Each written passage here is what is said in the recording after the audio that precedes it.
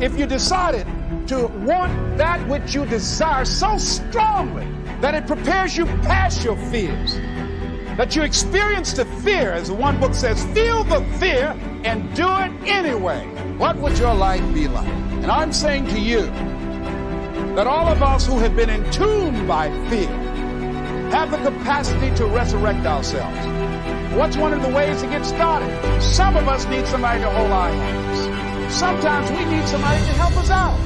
Be willing to say, I don't know. Be willing to reach out. Be willing to get some assistance to take you to the next level of what great athlete. You never expect boxers to make profound statements.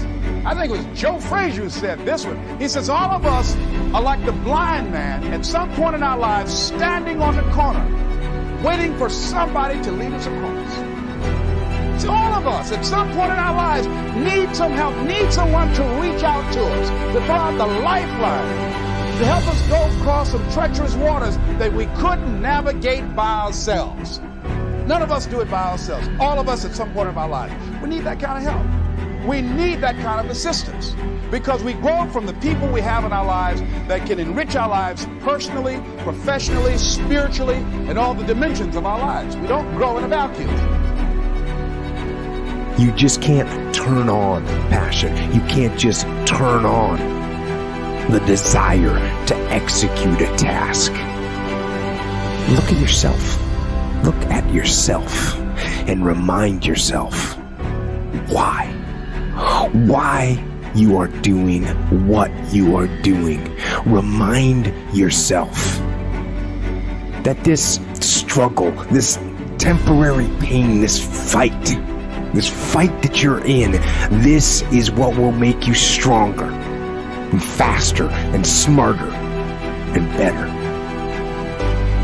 The elite performers look at time and use time completely differently than the people who perform at an average level.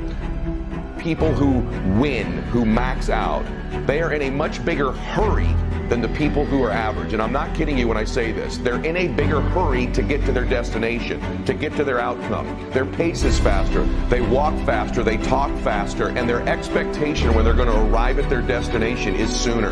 This may seem like a very small, subtle thing, but I want you to evaluate how big of a hurry are you in? Because there's something to be said about how close you think you are to a goal and how fast you will run to get to the finish line. The people that win in life don't necessarily have more vision than you. See, it's not a lack of vision always that means that you are going to lose. It's a lack of a type of vision, which is depth perception. You think you're further away from the outcome, and so you pace yourself like it, and you jog all the time throughout your life. The people that win, they have a bigger vision, but they have accurate depth perception. They understand how close their goals are, how close their outcome is, and they're constantly in a sprint to get there throughout their day. That means consequently, they get started earlier and they finish later. They get up earlier. Throughout the day, they're in a bigger hurry to get to the places they need to be because the finish line in their mind is so much closer. I cannot emphasize this enough to you, is just the pace and the way time shrinks for elite performers compared to the average. You don't achieve worthwhile goals quickly or easily. They take time. They take struggle. They take relentless pursuit day in and day out. That's what it takes.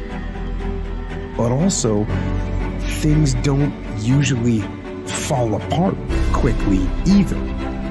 At least at first, it's a slow process. A little slip here, a little setback over there, a little wearing down of discipline and will over time.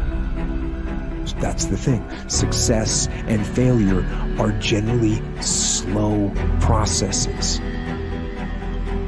Either slowly building things up or gradually tearing them down. And that's why I say you've got to pay attention. You have to watch. You have to watch every single second.